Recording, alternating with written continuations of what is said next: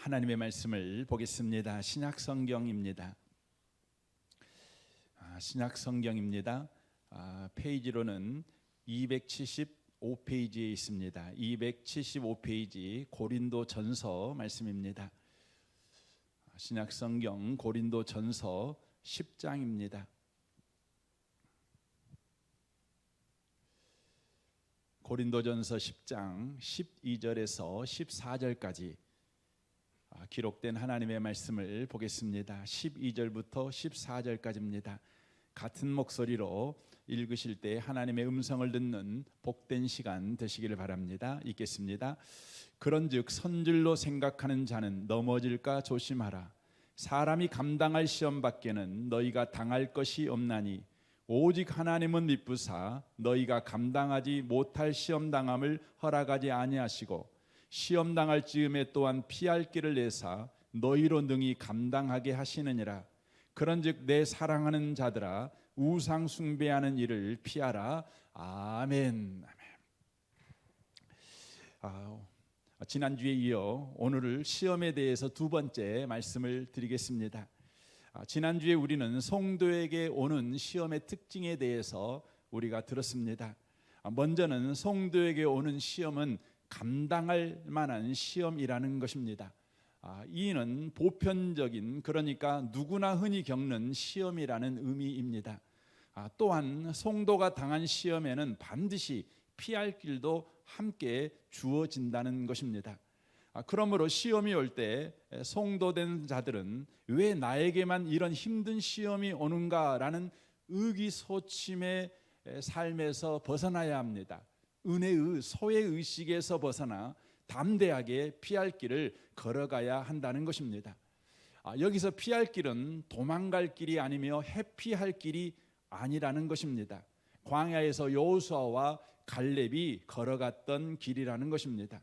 여호수아와 갈렙과 함께 가나안 땅을 정탐하고 돌아온 열 정탐꾼, 그리고 이스라엘 민족은 험한 산악지형과 거기에 사는 강한 아낙 자손이라는 현실적인 시험 때문에 여호수아와 갈렙과 다른 길을 걸어갔습니다.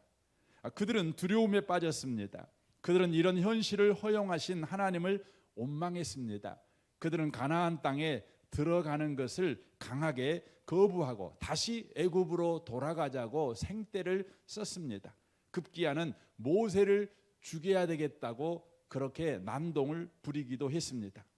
그러나 여호수아와 갈렙만은 눈에 보이는 위협적인 현실을 피하지 않았습니다. 그 현실 속으로 믿음을 가지고 걸어 들어갔습니다. 하나님이 말씀하신 그 길을 걸어갔던 것입니다. 바로 순종의 길을 걸어간 것입니다. 피할 길은 시험이라는 현실을 도피하는 것이 아니라 그 현실 속으로 걸어 들어가는 것입니다. 하나님이신 말씀이 유일한 길임을 믿고 그 일을 순종하여 걸어가는 것, 그것이 피할 길이라는 것입니다. 아무도 걸어가지 않는 길을 여호수아와 갈렙만 걸어갔습니다. 그리하여 여호수아와 갈렙만 광야에서 살아남았습니다.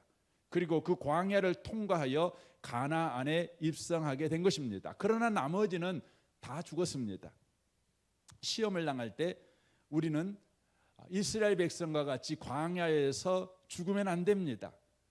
여호수아와 갈렙처럼 살아 가나안으로 들어가야 하는 것입니다. 방법은 하나님이 주신 피할 길을 걸어가는 것입니다.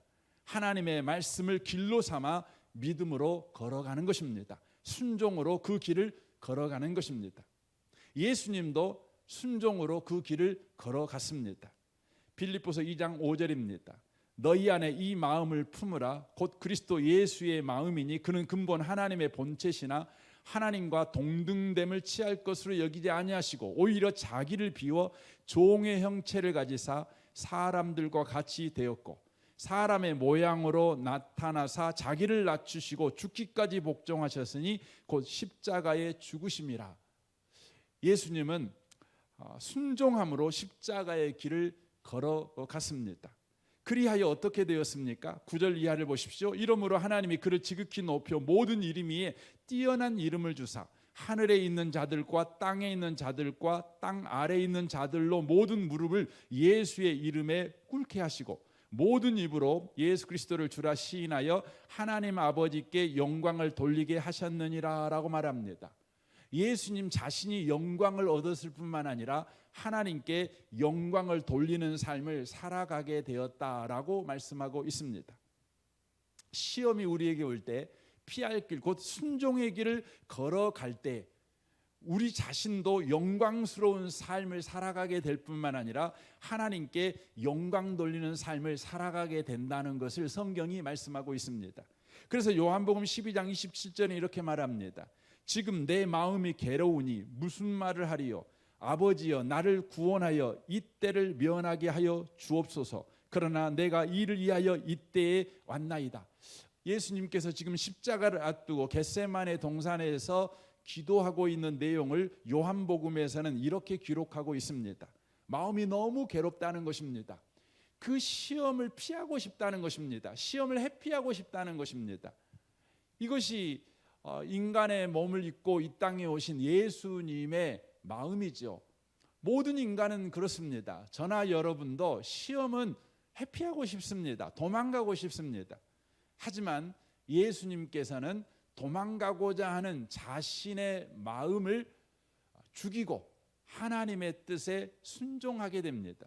그러므로 28절 보십시오. 아버지여 아버지의 이름을 영화롭게 하옵소서 하시니 이에 하늘의 소리가 나서 이르되 내가 이미 영화롭게 하였고 또다시 영광스럽게 하리라 라고 말씀합니다.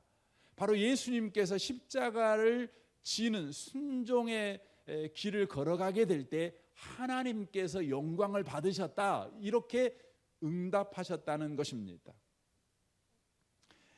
우리도 말씀에 순종하여 살아갈 때 그것이 하나님께 영광이 됩니다. 또한 우리의 삶이 영광스러운 삶이 되어진다고 하는 것입니다. 우리는 보통 우리가 영광스럽게 되는 경우 또 하나님께 영광이 되는 삶, 그것은 우리가 성공하고 출세할 때 비로소 이루어진다고 생각합니다. 자기 성공과 출세를 가지고 자신이 영광스러운 자요 하나님께 영광을 돌리는 자라는 것을 증명한다는 것입니다. 그래서 우리는 이렇게 말하곤 합니다. 봐라, 우리가 예수 믿으니 이렇게 성공했고 이렇게 출세했다, 이렇게 병 고침도 받았다, 그러니 너희들도 나같이 예수 믿어 복 받으라, 이렇게 말을 합니다. 그러나 하나님은 이런 식으로 영광을 받으시거나 우리를 영광스럽게 만드시지 않습니다. 고린도전서 1장 26절을 보십시오. 형제들아 너희를 부르심을 보라. 육체를 따라 지혜로운 자가 많지 아니하며 능한 자가 많지 아니하며 문벌 좋은 자가 많지 아니하도다. 그러나 하나님께서 세상에 미련한 것들을 택하사 지혜 있는 자들을 부끄럽게 하려 하시고 세상에 약한 것들을 택하사 강한 것들을 부끄럽게 하려 하시며 하나님께서 세상에 천한 것들과 멸시받는 것들과 없는 것들을 택하사 있는 것들을 폐하려 하시나니 이는 아무 육체도 하나님 앞에 자랑하지 못하게 하려 하심이라. 너희는 하나님으로부터 나서 그리스도 예수 안에 있고 예수는 하나님으로부터 나와서 우리에게 지혜와 의로움과 거룩함과 구원함이 되셨으니 기록된 바 자랑하는 자는 주 안에서 자랑하라 함과 같게 하려 함이라라고 말합니다. 여기에 말씀을 우리가 자세히 보시면 우리 하나님께서 우리를 영광스러운 자로 세우시려고 하십니다. 또한 우리의 삶 자체가 하나님께 영광이 되는 삶을 삼으시려고 합니다. 그런데 이런 바로 부르는 이런 일을 위해 부른 자들이 어떤 상태에 있었냐면 미련한 자입니다. 약한 자입니다. 천한 자들입니다. 멸시받는 자들입니다. 그런데 우리는 이렇게 생각합니다. 이런 사람을 하나님이 불러서 바로 예수 믿게 해서 미련한 자를 지혜롭게 만드시고 약한 자를 강한 자가 되게 하시고 천한 자를 귀한 자가 되게 하시고 멸시받는 자를 환영받는 자가 되게 하셔서 그의 인생을 영광스럽게 만드시고 하나님 또한 영광을 받으신다 이렇게 오해를 합니다. 하지만 이 성경을 여러분 보시면 이런 의미의 말씀입니다. 예수 믿기 전이나 후에나 아무것도 바뀐 것이 없습니다. 여전히 미련한 사람은 미련합니다. 여전히 약한 사람은 약합니다. 여전히 천한 사람은 천합니다. 여전히 멸시받는 사람은 멸시받습니다. 그런데 세상에 강한 자들이 하지 못하는 걸 합니다. 세상에 지혜 있는 자들이 하지 못하는 걸 합니다. 그게 뭘까요? 하나님께 순종하는 겁니다. 여러분, 하나님께 순종하는 것은 여러분 지혜로운 자가 하는 것이 아닙니다. 여러분, 강한 자가 하는 것이 아닙니다. 누가 합니까? 미련하지만 멸시받지만 천한 자지만 예수 믿은 사람들, 그리고 예수님이 나의 구원자고 나의 하나님이요, 예수 안에 바로 인생의 모든 영광이 있다는 걸 믿는 사람, 그 사람들이 예수님께 순종하는 것입니다. 하나님께 순종하는 것입니다. 순종의 길을 걸어가는 것입니다. 그것을 우리 하나님은 뭐라고 말하냐면 영광스러운 삶이요, 하나님께 영광 돌리는 삶이다 라고 말하고 있다는 것입니다. 왜 성도가 순종의 길을 걸어갈 때 그의 삶이 영광스러운 삶이 됩니까? 하나님께 영광을 돌리는 삶을 살아가게 되는 것입니까? 이는 우리가 순종할 때 비로소 우리 안에 이미 임한 하나님의 영광을 경험하게 된다는 것입니다. 우리 안에 이미 들어와 계신 예수님이 우리 인생을 함께 살아주고 계신다는 것을 경험으로 알기 시작한다는 것입니다. 다시 말해 예수 믿는 사람들이 순종하게 될 때 구원받은 자의 영광을 비로소 경험함으로 알게 된다는 것입니다. 오해하면 안 됩니다. 순종하면 구원받는다는 게 아닙니다. 여러분, 구원은 은혜로 구원받습니다. 우리가 순종해서 구원받는 건 아닙니다. 하지만 구원받은 자가, 은혜로 구원받은 자가 순종하게 될 때 이미 받은 그 구원의 영광이 어떠하다는 것을 저와 여러분이 실제적으로, 개인적으로, 또한 구체적으로 경험하게 된다는 것입니다. 그래서 요한복음 15장 3절에 이렇게 말합니다. 너희는 내가 일러준 말로 이미 깨끗해졌으니, 보세요, 이미 깨끗해졌어요. 내 안에 거하라, 나도 너희 안에 거하리라, 이렇게 말합니다. 너는 이미 구원받은 사람이니, 너는 이미 하나님의 백성이니 내 안에 거하라. 이 말이 무슨 말입니까? 순종해라, 이 말입니다. 순종해라. 그러면 어떤 일이 벌어집니까? 가지가 포도나무에 붙어있지 아니하면 스스로 열매를 맺을 수 없음 같이 너희도 내 안에 있지 아니하면 그러하리라. 하지만 순종하면 많은 열매를 맺게 된다, 이렇게 말합니다. 여러분, 저와 여러분은 이미 포도나무 가지입니다. 믿으셔야 합니다. 가지입니다. 그런데 가지가 스스로 열매를 맺을 수 없죠. 우리가 예수 믿어 구원을 받았다고 해도 우리 스스로 우리가 받은 구원의 영광, 우리가 받은 구원의 그 크심, 구원의 그 깊이, 넓이, 이걸 체험할 수가 없습니다. 언제 체험할 수 있냐면 바로 예수님께 붙을 때, 예수님께 순종할 때, 바로 우리 안에 임한 구원이 열매로 풍성하게 맺어지는 일이 저와 여러분에게 있게 된다는 것입니다. 그래서 상황이 안 바뀌어도 상관없어요. 환경이 안 바뀌어도 상관없는 겁니다. 조건이 안 바뀌어도 상관없는 것입니다. 왜냐하면 여러분, 우리 하나님은요, 마른 막대기 갖고도요 홍해를 갈라버렸습니다. 홍해를 가르려면 여러분, 기가 막힌 조건과 기가 막힌 능력이 필요한 게 아닙니다. 막대기면 충분합니다. 구약에 하박국 선지자가 나옵니다.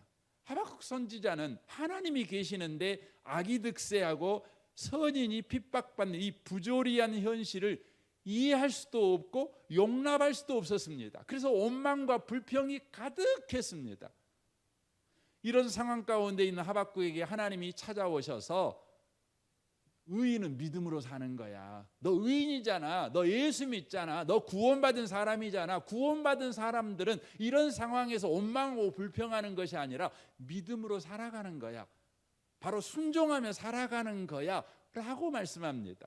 그때 하박국이 원망과 불평을 끝이고 구원받은 사람답게 믿음으로 순종하여 살아가게 됩니다. 그 후에 어떤 일이 벌어질까요? 하박국의 입술의 고백이 완전히 바뀌어버립니다. 하박국 3장 17절입니다. 비록 무화과 나무가 무성하지 못하며 포도나무에 열매가 없으며 감람나무에 소출이 없으며 밭에 먹을 것이 없으며 우리의 양이 없으며 애양간에 소가 없을지라도 나는 여호와로 말미암아 즐거워하며 나의 구원의 하나님으로 말미암아 기뻐하리로다. 주 여호와는 나의 힘이시라라고 고백합니다. 여전히 정의도 없고 희망도 없는 최악의 상황 가운데 하박국이 지금 놓여 있는데 하박국은 이제 불평과 원망을 하지 않습니다. 즐거워하고 기뻐한다고 말합니다. 왜 그렇습니까? 바로 하박국이 예수 믿는 사람답게 믿음으로 살아갑니다. 순종에 살아갑니다. 순종에 살아갈 때 무엇을 경험합니까? 자기 인생 속에 이미 들어와 계신 하나님이 힘이라는 걸 알게 됩니다. 자기의 힘이라는 걸 알게 됩니다. 여기에 힘이라는 뜻은 어떤 뜻입니까? 어떠한 난관도 극복할 수 있는 힘이라는 것입니다. 하박국이 순종할 때 비로소 구원받은 자 안에 임재해 계신 하나님이 어떤 난관도 극복할 수 있는 힘이라는 것을 경험으로 비로소 알게 되는 겁니다. 그래서 19절 하반절에 고백합니다. 나의 발을 사슴과 같게 하사 나를 나의 높은 곳으로 다니게 하시리로다. 내 발이 사슴발이 되어버렸다. 이렇게 고백합니다. 하나님이 힘이 되니까 하박국이 사슴발이 되어버렸어요. 사슴발은요, 아무리 험한 이런 바위산도 뛸 듯이 올라갑니다. 평지같이 편안하게 오르락 내리락 할 수 있습니다. 하나님이 힘이신데 그 하나님의 힘이 하박국이 불평하고 원망하고 있는 현실 문제를 해결해 버린 것이 아니라 원망하고 불평할 수밖에 없는 현실도 즐거워하며 감사하며 평지처럼 그렇게 달려갈 수 있는 사람이 되게 만들어 버렸다는 것입니다. 성도인 우리의 삶의 기쁨은 뭡니까? 상황이 좋아지는 것입니까? 문제가 해결되는 것입니까? 아닙니다. 주님이 내 안에서 내 인생 속에서 함께 살아주고 계신다는 걸 우리가 확인하며 또한 경험으로 알아갈 때 바로 성도에게 놀라운 기쁨이 있는 것입니다. 우리가 구원을 받았는데 구원받았다는 것이 우리의 삶에 다만 주일날 교회 다는 것이고 다만 성경 읽는 것이고 기도하는 것이고 헌금하는 것이고 교회 봉사하는 것이고 전도하는 것이고 여러분 그것이 구원받은 자의 삶의 전부라면 여러분 구원받았다는 것이 저와 여러분에게는 또 다른 종교의 짐을 지는 것에 불과한 것입니다. 여러분 구원받았다는 것은 저와 여러분의 삶의 어떠한 경우에서도 구원의 감격과 구원의 영광과 구원의 소망으로 삶을 살아가는 걸 말하는 것입니다. 구원의 영광이 뭡니까? 구원의 영광은 사망을 이기고 바로 부활한 것입니다. 이게 구원의 영광입니다. 그래서 예수 믿었다는 것은 이 구원의 영광, 사망을 이긴 부활 생명이 지금 우리 가운데 역사하고 있다는 것입니다. 그러므로 우리의 삶 가운데 어떤 상황도 괜찮습니다. 이 구원의 영광이 우리의 삶에 왕노릇하고 있기 때문에 그렇습니다. 이런 것을 어떻게 경험합니까? 이걸 어떻게 누리며 살아갑니까? 갈라디아서 2장 20절은 말합니다. 내가 그리스도와 함께 십자가에 못 박혔나니 그런즉 이제는 내가 사는 것이 아니요 오직 내 안에 그리스도께서 사시는 것이라. 이제 내가 육체 가운데 사는 것은 나를 사랑하사 나를 위하여 자기 자신을 버리신 하나님의 아들을 믿는 믿음 안에 사는 것이라. 하나님의 아들을 믿는 믿음 안에 사는 것이다. 바로 하나님께 순종하며 살아갈 때 저와 여러분은 내 안에 지금 들어와 살고 계신 예수님을 누리는 인생을 살아가게 된다는 것입니다. 그리스도께서 자기 인생을 함께 살아주고 계신 것을 매일매일 확인하며 살았던 바울이 이런 고백을 합니다. 고린도전서 15장 31절입니다. 형제 여러분, 나는 감히 단언합니다. 나는 날마다 죽습니다. 이것은 우리 주 예수 그리스도께서 여러분에게 하신 그 일로 내가 여러분을 자랑스럽게 여기는 것만큼이나 확실한 것입니다. 내가 에베소에서 맹수와 싸웠다고 하더라도 인간적인 동기에서 한 것이라면 그것이 나에게 무슨 유익이 되겠습니까? 만일 죽은 사람이 살아나지 못한다면 내일이면 죽을 테이니 먹고 마시자 할 것입니다. 속지 마십시오. 나쁜 동무가 좋은 습관을 망칩니다. 똑바로 정신을 차리고 죄를 짓지 마십시오. 여러분을 부끄럽게 하려고 내가 이 말을 합니다만 여러분 가운데서 더러는 하나님을 아는 지식이 없습니다라고 말합니다. 우리는 구원받은 하나님의 백성입니다.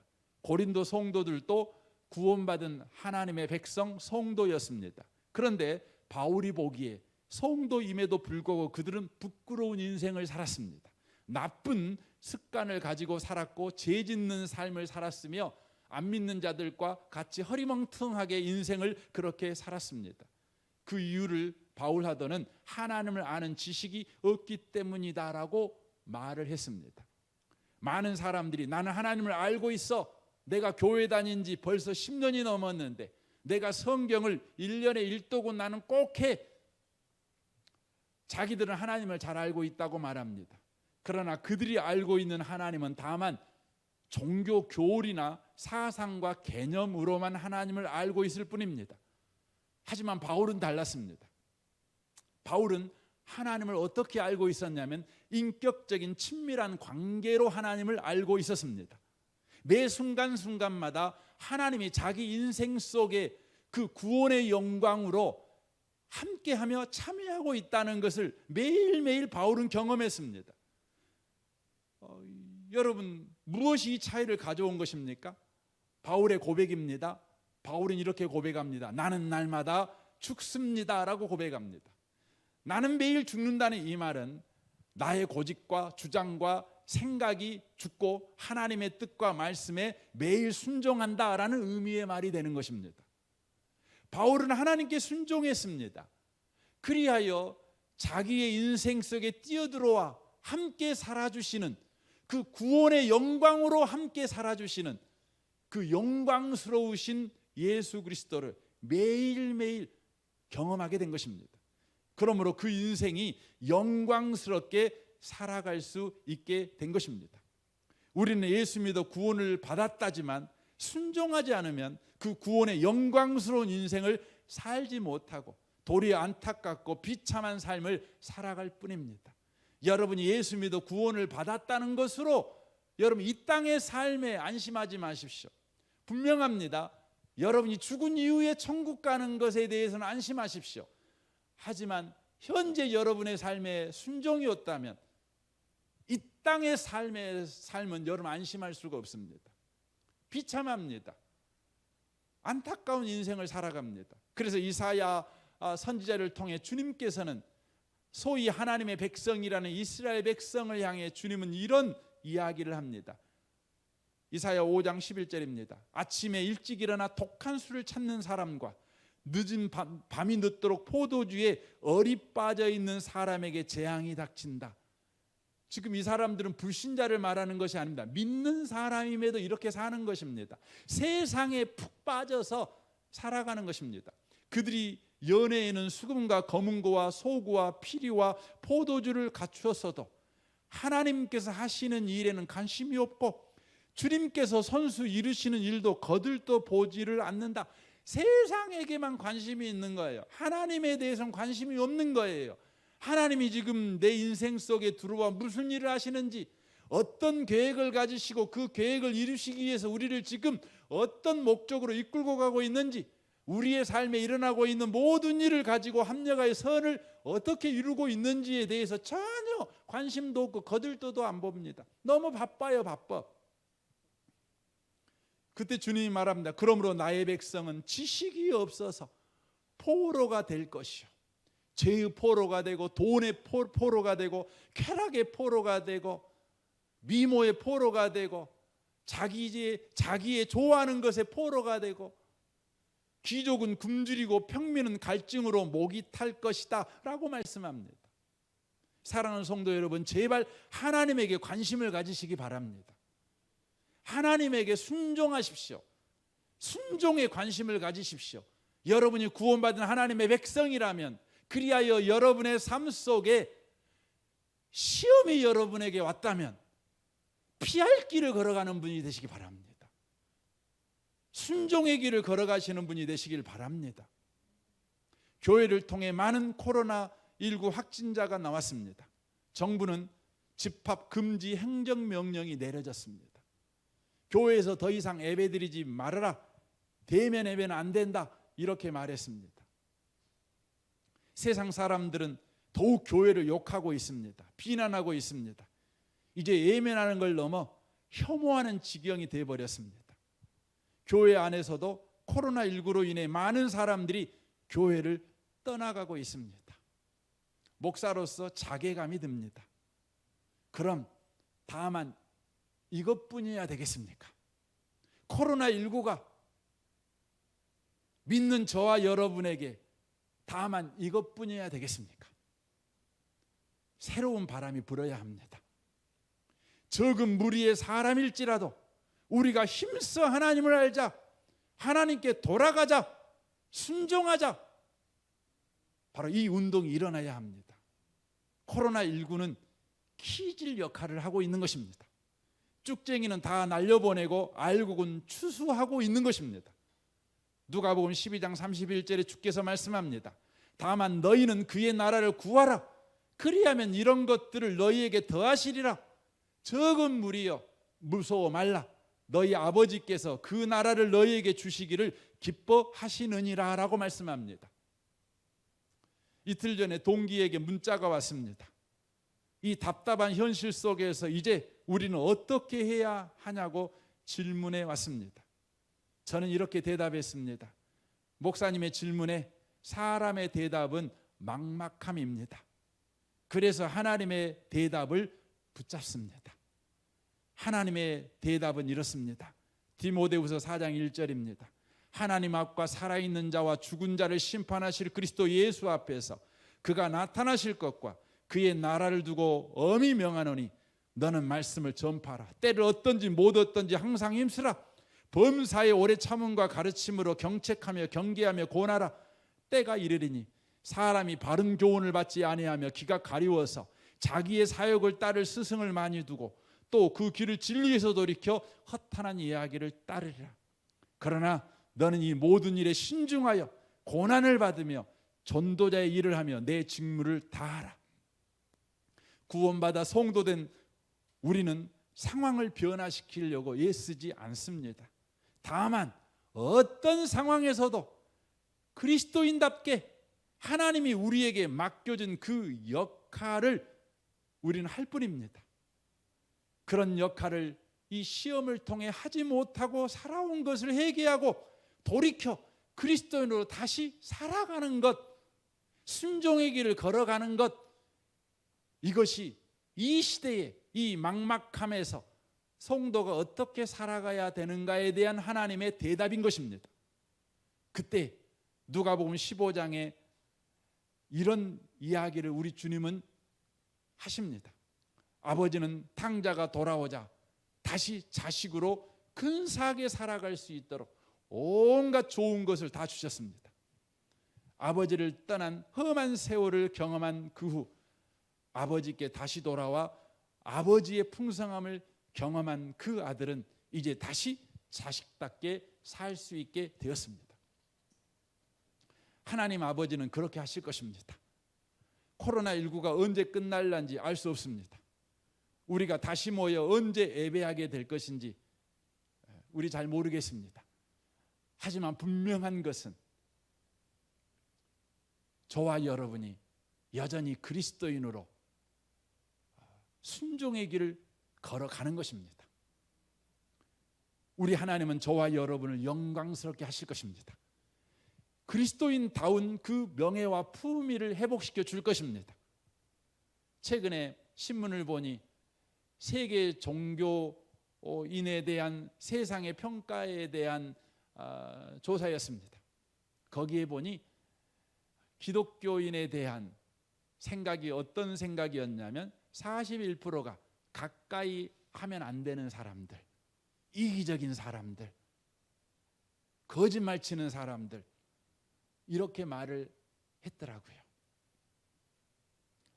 아니에요라고 말을 못하겠습니다.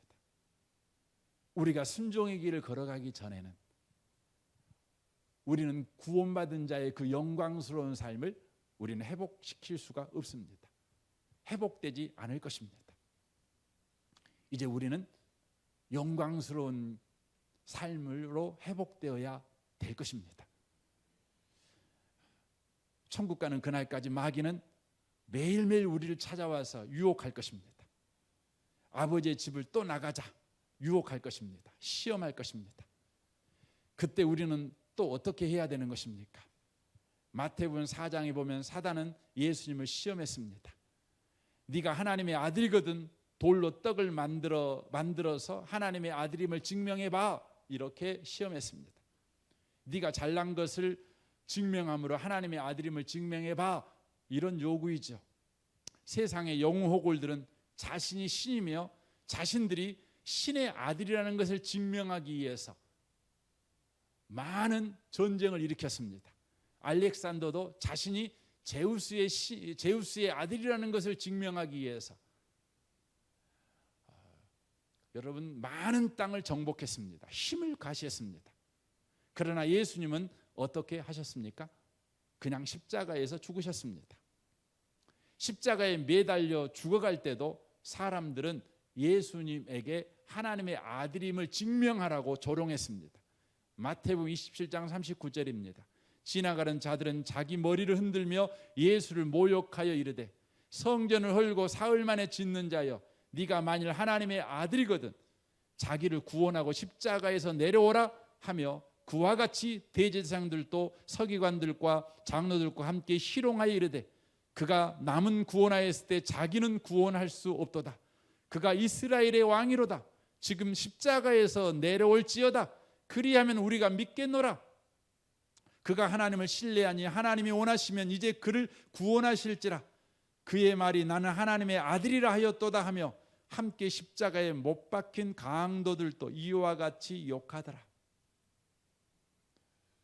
대제사장들도 서기관들도 장로들도 군중들도 심지어 죽어 마땅한 강도들마저도 예수님이 하나님의 아들이라면 십자가에서 당장 뛰어내려와서 그걸 증명해봐, 이렇게 희롱합니다. 예수님은 십자가에서 하나님의 아들이심을 어떻게 증명하셨습니까? 십자가에서 당장 뛰어내려오셔서 조롱하는 자들을 싹 쓸어버렸습니까? 아닙니다. 끝까지 그 부끄러운 십자가에서 여전히 매달려 계셨습니다. 힘이 없기 때문입니까? 아닙니다. 하나님의 뜻에 순종하여 그 길을 걸어가기 위해서였습니다. 이것이 우리가 걸어가야 될 길입니다. 하나님의 방법입니다. 마태복음 16장 24절입니다. 이에 예수께서 제자들에게 이르시되 누구든지 나를 따라오려거든 자기를 부인하고 자기 십자가를 지고 나를 따를 것이니라 라고 말씀합니다. 지금 한국 교회는 엄청나게 욕을 먹고 있습니다. 조롱을 받고 있습니다. 사실 교회는 욕먹을 짓을 지금까지 해왔습니다. 고개를 들을 수가 없습니다. 이때에 우리가 자기를 부인하고 자기 십자가를 지고 주님을 따르는 것은 구체적으로 어떻게 해야 되는 것입니까? 사무엘하 16장의 다윗을 보아야 합니다. 다윗은 그의 범죄로 인하여 하나님에게 벌을 받았습니다. 네 집에 칼이 떠나지 아니하리라. 하나님이 그 벌을 내리셨습니다. 그 벌대로 자식 압살롬이 아버지 다윗에게 반역하는 일이 일어났습니다.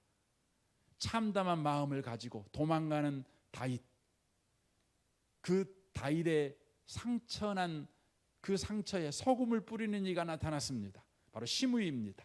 이 시므이가 다윗을 욕하며 저주를 퍼부었습니다. 그때 다윗이 어떻게 반응했습니까? 사무엘하 16장 11절입니다. 다윗이 아비새와 모든 신하들에게 이르되 내 몸에서 난 아들도 내 생명을 해하려 하거든 하물며 이 베냐민 사람이랴. 여호와께서 그에게 명령하신 것이니 그가 저주하게 버려두라. 혹시 여호와께서 나의 온통함을 감찰하시리니 오늘 그 저주 때문에 여호와께서 선으로 내게 갚아 주시리라 하고, 다윗과 그의 추종자들이 길을 갈 때에 시므이는 산비탈로 따라가면서 저주하고 그를 향하여 돌을 던지며 먼지를 날리더라. 시므이가 계속 따라가면서 욕하고 저주를 퍼붓습니다. 다윗은 자신을 저주하는 시므이를 죽이기에 부끄러운 십자가에서 내려왔습니까? 아닙니다. 내려오지 않았습니다. 다만 시므이를 힘입어 자신의 망령된 행실을 뒤돌아보고 회개했습니다. 그 마음을 그리고 하나님을 향했습니다. 겸손하게 하나님의 은혜의 처분을 간구했습니다. 이 시대를 사는 그리스도인 된 저와 여러분은 다윗처럼 우리의 망령된 행실을 뒤돌아보고 회개해야 합니다. 그리고 우리의 마음을 하나님께 향해야 합니다. 겸손하게 하나님의 은혜의 처분을 간구해야 합니다. 우리를 욕하고 우리를 조롱하는 세상 사람, 그 세상 사람들에게 우리도 맞받아쳐 저주하고 욕을 하고, 우리가 너희들에게 당할 정도로 힘이 없는 자가 아니야, 이런 어리석은 태도를 취하면 안 됩니다. 어제 어느 성도가 저에게 자기 지인이 보냈다고 영상 하나를 보내오셨습니다. 이 영상을 보고 어떤 태도를 취해야 됩니까? 하고 이 성도가 저에게 질문했습니다. 소위 극우 그 유튜버의 바로 이 말하는 내용이 들어있는 그런 영상이었습니다. 제가 그 영상을 다 보지는 않았지만 그 성도님에게 그렇게 답장을 보냈습니다. 제가 그 내용을 다 보지는 못했지만 이 영상이 어떤 방향의 내용인지를 잘 압니다. 성도님, 혹시 이 영상을 보시면서 마음에 분노가 올라오셨습니까? 평안이 올라오셨습니까? 성도님 마음에 소망이 올라오셨나요? 낙심이 올라오셨나요? 성도의 마음에 순종이 올라왔나요? 불순종이 올라왔나요? 디모데후서 1장에 보니 하나님이 주신 마음은 사랑과 능력과 근신입니다. 저도 인간적으로 마음에 분노가 올라올 때 있습니다.